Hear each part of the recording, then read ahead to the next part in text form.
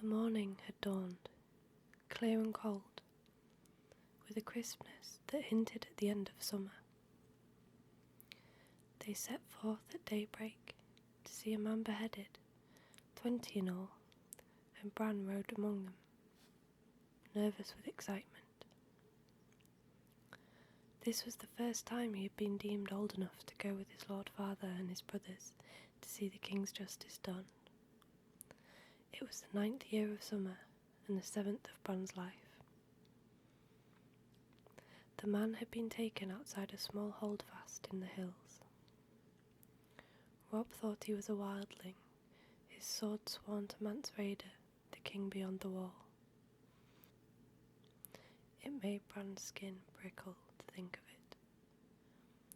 He remembered the half-tales old Nan told them. The wildlings were cruel men, she said, slavers and slayers and thieves. They consorted with giants and ghouls, stole girl children in the dead of night, drank blood from polished horns.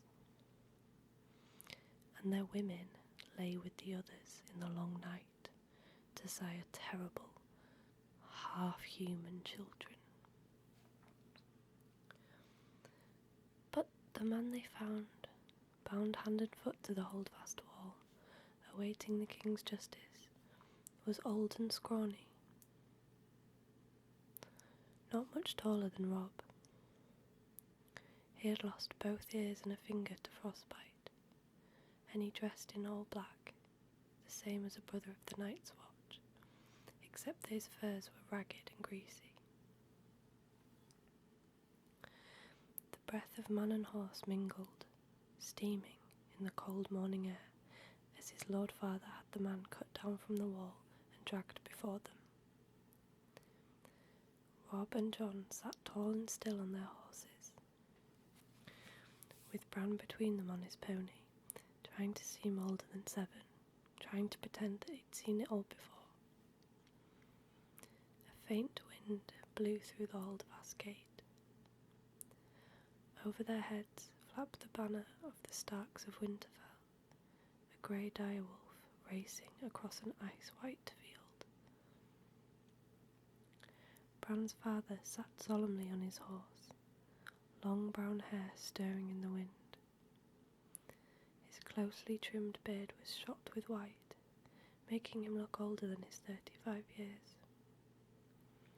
He had a grim cast to his grey eyes this day, and he seemed not at all the man who would sit before the fire in the evening and talk softly of the age of heroes and the children of the forest. He had taken off father's face, Bran thought, and donned the face of Lord Stark of Winterfell. There were questions asked and answers given there in the chill of the morning, but afterward Bran could not recall much of what had been said. Finally, his Lord Father gave a command, and 2 of his guardsmen dragged the ragged man to the ironwood stump in the centre of the square. They forced his head down onto the hard black wood. Lord Eddard Stark dismounted, and his ward Theon Greyjoy brought forth the sword. Ice, the sword was called. It was as wide across as a man's hand, and taller even than Rob. The blade was Valyrian steel, spell-forged and dark as smoke. Nothing held an edge like Valyrian steel. His father peeled off his gloves and handed them to Jory Castle, the captain of his household guard. He took hold of ice with both hands and said, "In the name of Robert of House Baratheon, the first of his name, King of the Andals and Rhoynar and the First Men, Lord of the 7 Kingdoms and Protector of the Realm, by the word of Eddard of House Stark, Lord of Winterfell and Warden of the North, I do sentence you to die." He lifted the great sword high above his head. Bran's bastard brother Jon Snow moved closer. "Keep the pony well in hand," he whispered, "and don't look away. Father will know if you do." Bran kept his pony well in hand, and did not look away. His father took off the man's head with a single sure stroke. Blood sprayed out across the snow, as red as summer wine. One of the horses reared and had to be restrained to keep from bolting. Bran could not take his eyes off the blood. The snows around the stump drank it eagerly, reddening as he watched. The head bounced off a thick root and rolled. It came up near Greyjoy's feet. Theon was a lean, dark youth of 19 who found everything amusing. He laughed, put his boot on the head and kicked it away. "Ass," Jon muttered, low enough so Greyjoy did not hear. He put a hand on Bran's shoulder, and Bran looked over at his bastard brother. "You did well," Jon told him solemnly. Jon was 14, an old hand at justice. It seemed colder on the long ride back to Winterfell. Though the wind had died by then, and the sun was higher in the sky. Bran rode with his brothers, well ahead of the main party, his pony struggling hard to keep up with their horses. The deserter died bravely, Robb said. He was big and broad and growing every day, with his mother's colouring, the fair skin, red-brown hair and blue eyes of the Tullys of Riverrun. He had courage at the least. "No," Jon Snow said quietly. "It was not courage. This one was dead of fear. You could see it in his eyes stark. Jon's eyes were a grey so dark they seemed almost black, but there was little they did not see. He was of an age with Robb, but they did not look alike. Jon was slender, where Robb was muscular, dark where Robb was fair, graceful and quick, where his half-brother was strong and fast. Robb was not impressed. "The others take his eyes," he swore. "He died well. Race to the bridge." "Done," Jon said, kicking his horse forward. Robb cursed and followed, and they galloped off down the trail, Robb laughing and hooting, Jon silent and intent. The hooves of their horses kicked up showers of snow as they went. Bran did not try to follow. His pony could not keep up. He had seen the ragged man's eyes, and he was thinking of them now. After a while, the sound of Robb's laughter receded, and the woods grew silent again. So deep in thought was he that he never heard the rest of the party until his father moved up to ride beside him. "Are you well, Bran?" he asked, not unkindly. "Yes, father," Bran told him. He looked up. Wrapped in furs and leathers, mounted on his great war horse, his lord father looked over him like a giant. "Robb says the man died bravely, but Jon said he was afraid. What do you think?" his father asked. Bran thought about it. Can a man still be brave if he's afraid? "That is the only time a man can be brave," his father told him. "Do you understand why I did it?" "He was a wild thing," Bran said. "They carry off women and sell them to the others." His lord father smiled. "Old Nan's been telling you stories again. In truth, the man was an earthbreaker, a deserter from the Night's Watch. No man is more dangerous. The deserter knows his life is forfeit if he's taken, so he will not flinch from any crime, no matter how vile.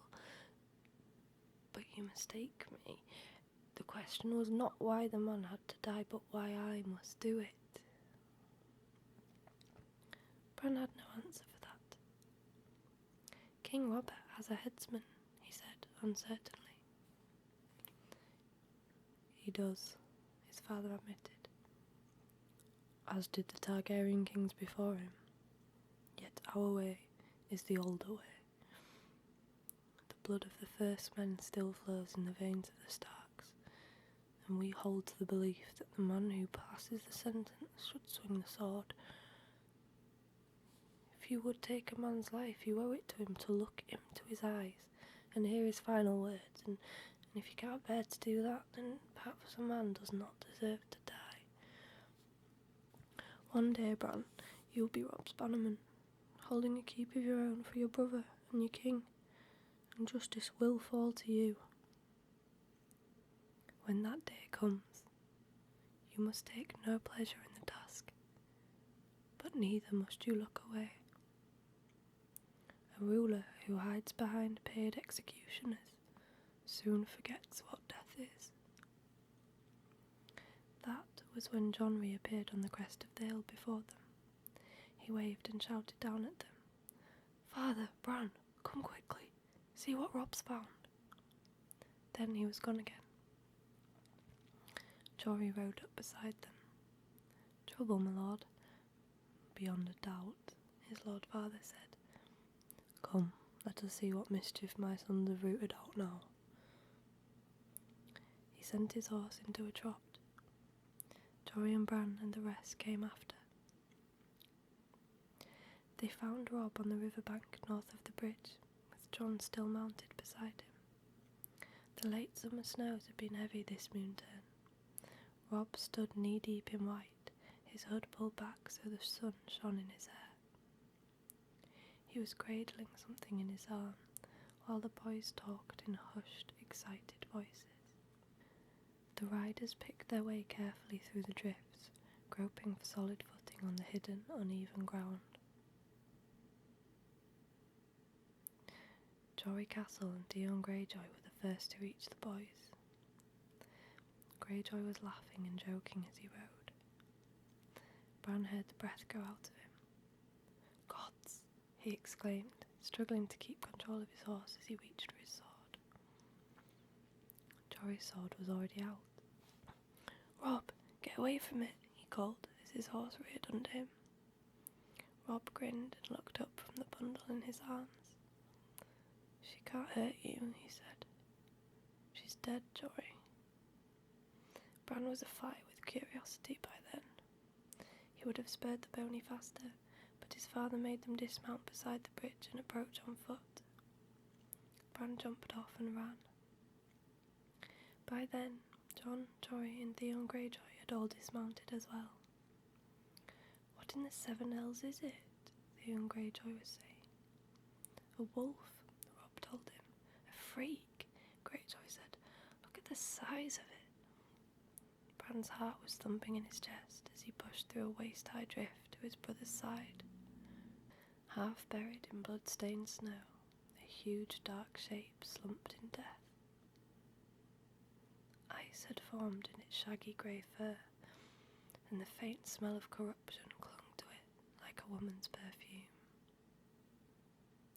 Bran glimpsed blind eyes crawling with maggots, a wide mouth full of yellowed teeth, but it was the size of it that made him gasp. It was bigger than his pony, twice the size of the largest hound in his father's kennel. "It's no freak," John said calmly. "That's a direwolf. They grow larger than the other kind." Theon Greyjoy said, "There's not been a direwolf sighted south of the wall in 200 years. "I see one now," John replied. Bran tore his eyes away from the monster. That was when he noticed the bundle in Rob's arms. He gave a cry of delight and moved closer. The pup was a tiny ball of grey-black fur, its eyes still closed. It nuzzled blindly against Rob's chest as he cradled it, searching for milk among his leathers, making a sad little whimpery sound. Bran reached out hesitantly. "Go on," Rob said. "You can touch him." Bran gave the pup a quick, nervous stroke, then turned as John said, "Here you go." His half-brother put a second pup into his arms. There were 5 of them. Bran sat down in the snow and hugged the wolf pup to his face. Its fur was soft and warm against his cheek. Direwolves loose in the rain after so many years, muttered Hullen, the master of horse. I like it not. It's a sign, Jory said. Father frowned. This is only a dead animal, Jory, he said. Yet he seemed troubled. Snow crunched under his boots as he moved around the body. Do we know what killed her? There's something in their throat, Rob told him, proud to have found the answer before his father even asked. There, just under the jaw. His father knelt and groped under the beast's head with his hand. He gave a yank and held it up for all to see. A foot of shattered antler snapped off, all wet with blood. A sudden silence descended over the party. The men looked at the antler uneasily, and no one dared to speak. Even Bran could sense their fear, though he did not understand. His father tossed the antler to the side and cleansed his hands in the snow. I'm surprised she lived long enough to whelp, he said. His voice broke the spell. Maybe she didn't, Jory said. I've heard tales. Maybe the bitch was already dead when the pups came in. Born with the dead, another man put in.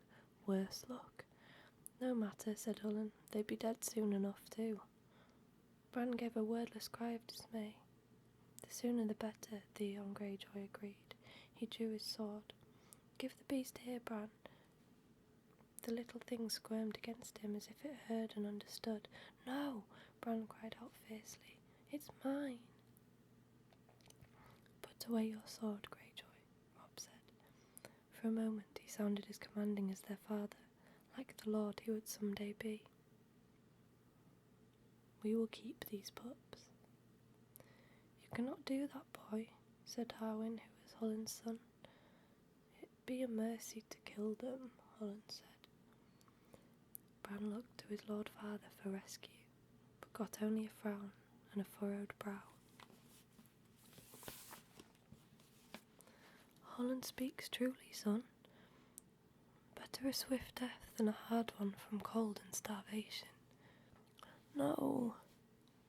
He could feel tears welling in his eyes and looked away. He did not want to cry in front of his father.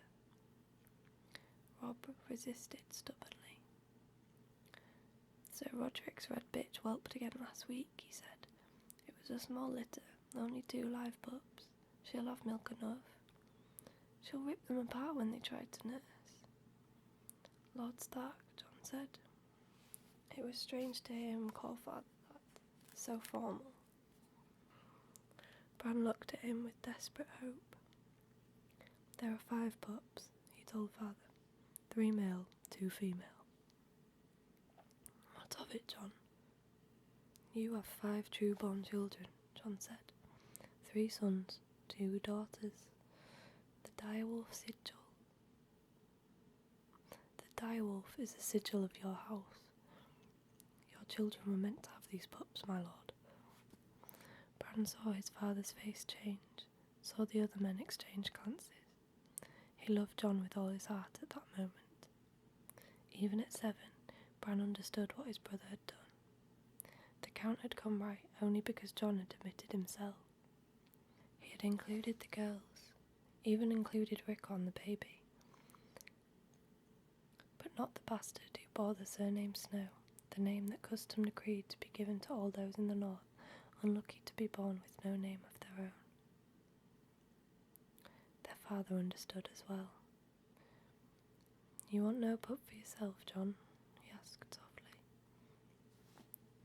The Direwolf graces the banners of House Stark, John pointed out. I am no Stark father.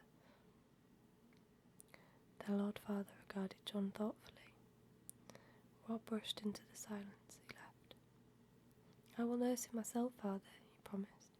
I will soak a towel with warm milk and give him suck from that. Me too, Bran echoed. The Lord weighed his sons long and carefully with his eyes. Easy to say and harder to do. I will not have you wasting the servants' time with this. If you want these pups, you will feed them yourselves. Is that understood? Bran nodded eagerly. The pup squirmed in his grasp, licked his face with a warm tongue. You must train them as well, the father said. You must train them. The kennel master will have nothing to do with these monsters, I promise you that. And the gods help you if you neglect them, or brutalise them, or train them badly. These are not dogs to beg for treats and slink off at a kick. A direwolf will rip a man's arm off his shoulder as easily as a dog would kill a rat. Are you sure you want this? Yes, father, Bran said. Yes, Rob agreed. The pups may die anyway, despite all you do. They won't die, Rob said. We won't let them die. Keep them then. Jory, Desmond, gather up the other pups. It's time we were back to Winterfell. It was not until they were mounted and on their way that Bran allowed himself to taste the sweet air of victory. By then, his pup was snuggled inside his leathers, warm against him, safe for the long ride home. Bran was wondering what to name him. Halfway across the bridge, John pulled up suddenly. What is it, John? Their Lord Father asked. Can't you hear it? Bran could hear the wind in the trees, the clatter of their hooves on the ironwood planks, the whimpering of his hungry pup. But John was listening to something else. There, John said. He swung his horse around and galloped back across the bridge. They watched him dismount where the direwolf lay dead in the snow. Watched him kneel. A moment later he was riding back to them smiling. He must have crawled away from the others, John said. Or been driven away, their father said, looking at the sixth pup. His fur was white, where the rest of the litter was grey. His eyes were as red as the blood of the ragged man who had died that morning. Bran thought it curious that this pup alone would have opened his eyes while the others were still blind. An albino, Theon Greyjoy said with wry amusement. This one will die even faster than the others. Jon Snow gave his father's ward a long, chilling look. I think not, Greyjoy. This one belongs to me.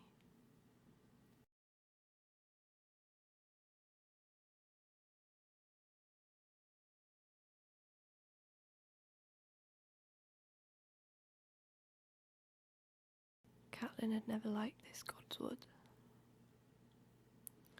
She had been born at Tully, at Riverrun far to the south, on the red fork of the Trident.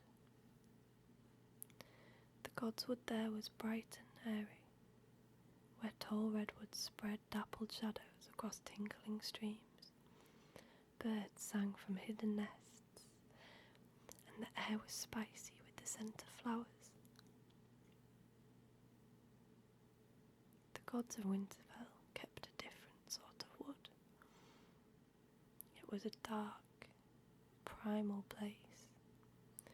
3 acres of old forest, untouched for 10,000 years, as the gloomy castle rode around it. It smelled of moist earth and decay. No redwoods grew here. This was a wood of stubborn sentinel trees, armoured in grey-green needles, of mighty oaks, of ironwoods as old as the realm itself. Here, thick black trunks crowded close together, while twisted branches wove a dense canopy overhead, and misshapen roots wrestled beneath the soil. This was a place of deep silence and brooding shadows, and the gods who lived here had she knew she would find her husband here tonight. Whenever he took a man's life, afterwards he would seek the quiet of the God's wood.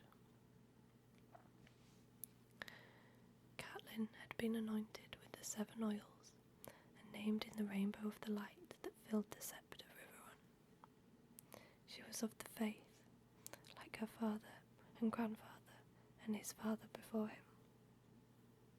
Her gods had names, and their faces were as familiar as the faces of her parents. Worship was a septon with a censer, the smell of incense, a 7-sided crystal alive with light, voices raised in song. The Tullys kept a god's wood, as all the great houses did, but it was only a place to walk, or read, or lie in the sun. Worship was for the sept.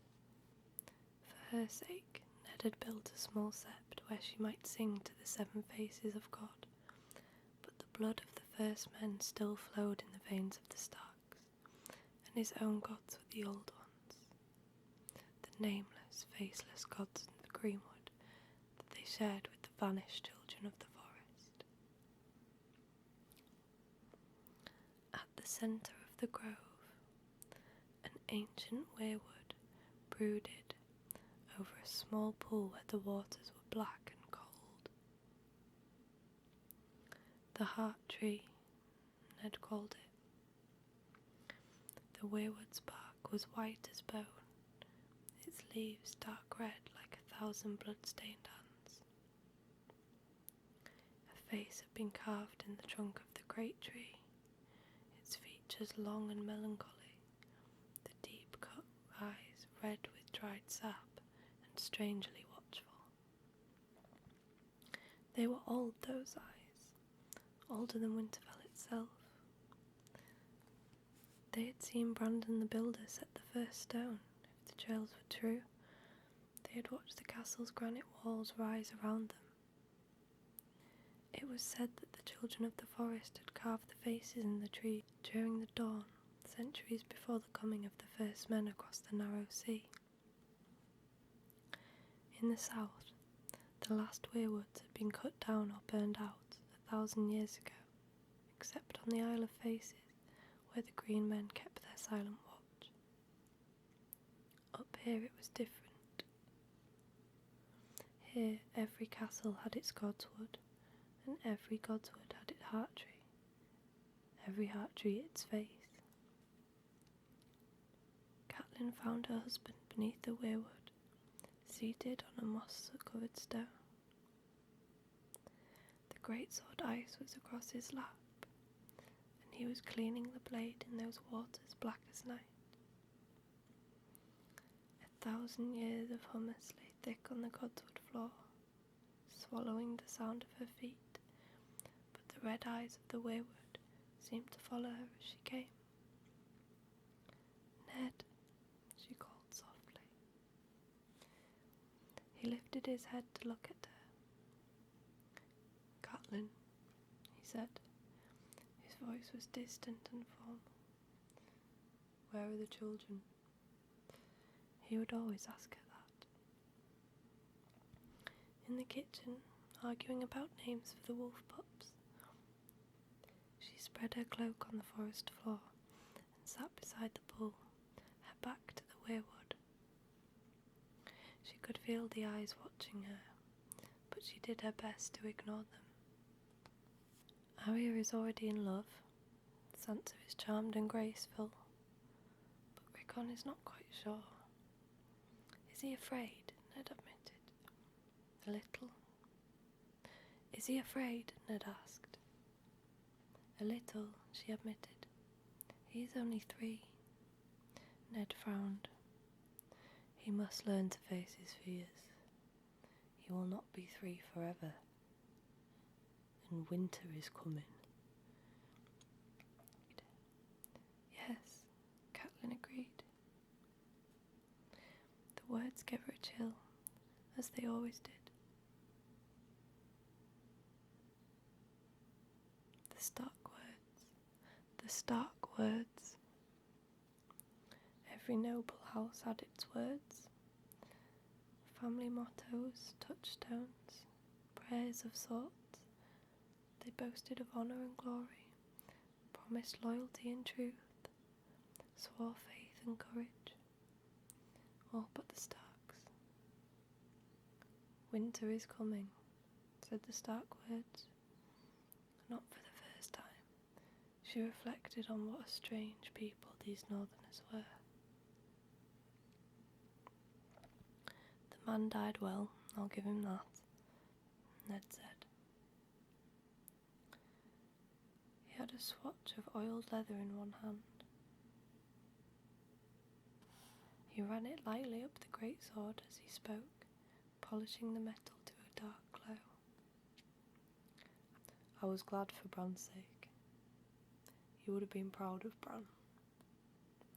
I'm always proud of Bran, Catelyn replied, watching the sword as he stroked it. She could see the rippling deep within the steel, where the metal had been folded back on itself 100 times in its forging. Catelyn had no love for swords, but she could not deny that ice had its own beauty. It had been forged in Valyria before the doom had come to the old freehold, when the ironsmiths had worked their metal with spells as well as hammers. 400 years old it was, and as sharp as the day it was forged. The name it bore was older still, a legacy from the Age of Heroes, when the Starks were kings in the north. He was the fourth this year, Ned said grimly. The poor man was half mad. Something had put fear in him so deep that my words could not reach him. He sighed. Ben writes that the strength of the Night's Watch is down below 1,000. It's not only desertions, they're losing men on rangings as well. Is it the wildlings? She asked. Who else? Ned lifted ice, looked down the cool still length of it. And it'll only grow worse. The day may come when I have no choice but to call the banners and ride north to deal with this king beyond the wall for good and all. Beyond the wall? The thought made Catelyn shudder. Ned saw the dread on her face. Mance Rayder is nothing for us to fear. There are darker things beyond the wall. She glanced behind her at the heart tree, pale bark and red eyes, watching, listening, thinking its long, slow thoughts. His smile was gentle. You listen to too many of Old Nan's stories. The others are as dead as the children of the forest, gone 8,000 years. Maester Lewin will tell you they never lived at all. No living man has ever seen one. Until this morning, no living man had ever seen a direwolf either, Catelyn reminded him. I ought to know better than to argue with a Tully, he said with a rueful smile. He slid ice back into its sheath. You did not come here to tell me crib tales. I know how little you like this place. What is it, my lady? Catelyn took her husband's hand. There was grievous news today, my lord. I did not wish to trouble you until you had cleansed yourself. There was no way to soften the blow, so she told him straight. I'm so sorry, my love. John Arryn is dead. His eyes found hers, and she could see how hard it took him, as she'd known it would. In his youth, Ned had fostered at the Eyrie, and the childless Lord Arryn had become a second father to him and his fellow ward, Robert Baratheon. When the mad King Aerys II Targaryen had demanded their heads, the Lord of the Eyrie had raised his moon and falcon banners in revolt rather than give up those he had pledged to protect. And one day, 15 years ago, the second father had become a brother as well, and he and Ned stood together in the Sept at River Run to wed two sisters, the daughters of Lord Hoster Tully. "John," he said, "is this news certain?" It was the king's seal, and the letter is in Robert's own hand. I saved it for you. He said Lord Arryn was taken quickly. Even Master Pycelle was helpless, but he brought the milk of the poppy, so John did not linger long in pain. "That's some small mercy, I suppose," he said. She could see the grief on his face, but even then he thought first of her. "Your sister," he said. "And John's boy. What word of him?" "The message said only that they were well and had returned to the Eyrie," Catelyn said. "I wish they'd gone to River Run instead. The Eyrie is high and lonely, and it was ever her husband's place, not hers. Lord John's memory will haunt each stone. I know my sister. She needs the comfort of family and friends around her. Your uncle waits in the Vale, does he not? John named him Knight of the Gate, I'd heard." Catelyn nodded. "Brynden will do what he can for her and for the boy. That is some comfort, but still." "Go to her," Ned urged. "Take the children. Fill her halls with noises and shouts and laughter.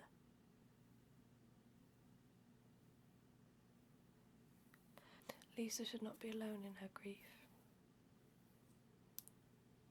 "Would that I could," Catelyn said. "Would that I could," Catelyn said.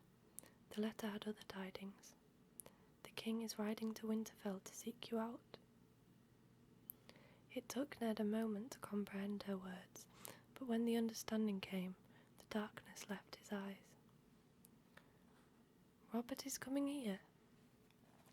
When she nodded, a smile broke across his face.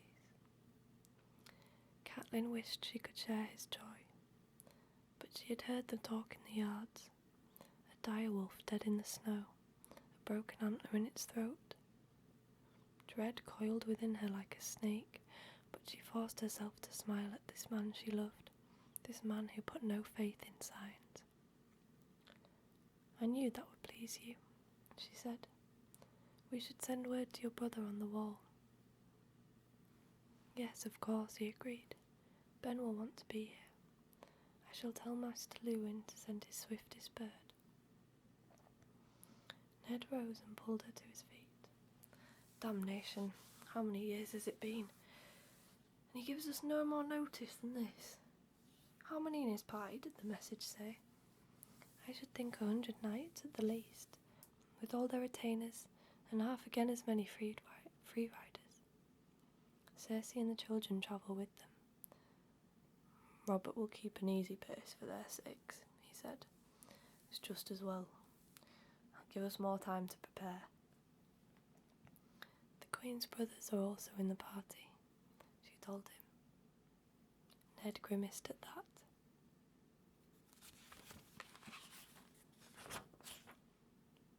There was small love between him and the Lannisters. There was small love between him and the Queen's family, Catelyn knew. The Lannisters of Casterly Rock had come late to Robert's cause when the victory was all but certain, and he'd never forgiven them. Well, if the price for Robert's company is an infestation of Lannisters, so be it. Sounds as though Robert's bringing half his court. "Where the king goes, the realm follows," she said. "It'll be good to see the children. The youngest was still sucking at the Lannister woman's teat the last time I saw him. He must be, 5 by now?" "Prince Tommen is 7, she told him. "Same age as Bran. Please, Ned, guard your tongue. The Lannister woman is our queen, and her pride is said to grow with every passing year." Ned squeezed her hand. There must be a feast, of course, and singers, and Robert will want to hunt. I'll send Jory South with an honour guard to meet them on the King's Road and escort them back. Gods, how are we going to feed them all? On his way already, he said. Damn the man. Damn his royal hide.